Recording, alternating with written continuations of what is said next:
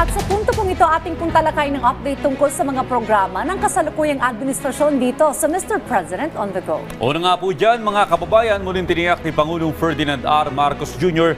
na prioridad ng kanyang administrasyon ang pagtitiyak na bawat pamilyang Pilipino ay may ligtas, maayos at abot-kayang tahanan. Sa pagbubukas yan ng National Housing Expo 2025 sa World Trade Center sa Pasay City, binigyan din ng ating Pangulo ang malaking papel ng kooperasyon ng pamahalaan, pribadong sektor at mga ahensya sa pagpapatupad ng mga programa sa pabahay.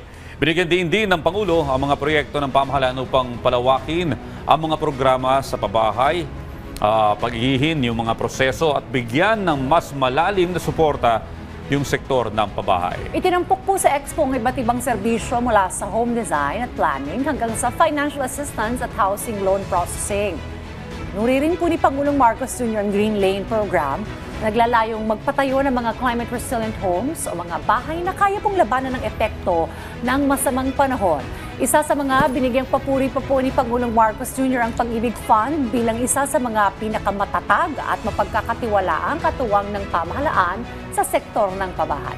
Dagdag pa niya, mahigit 75 billion pesos ang naipautang na cash loan sa mahigit 3 milyong miyembro para tugunan ang kanilang mga pangangailangan. Sa ilalim po ng Expanded Pambansang Pabahay para sa Filipino Housing o 4PH program, mas maraming Pilipino yung nabibigyan ng pagkakataon na magkaroon ng abot-kayang bahay.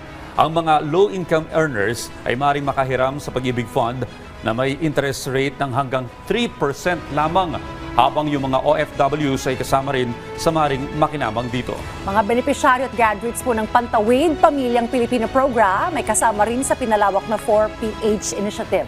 Kaugnay ng pagdiriwang ng National Shelter Month, inanunsyo ng Pangulo na magkakaloob ang pamahalaan ng mga Notice of Approval at Certificate of Entitlement sa mga nakatira sa mga lugar tulad ng Los Baños, Laguna, Lucena City, Iloilo City at Caloocan City.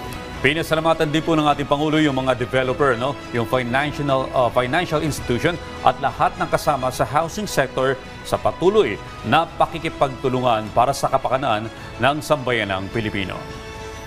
At yan po muna ang ating update ngayong umaga. Abangan ang susunod nating tatalakayin patungkol sa mga aktibidad at programa ng kasalukuyang administrasyon dito lamang sa Mr. President on the Go.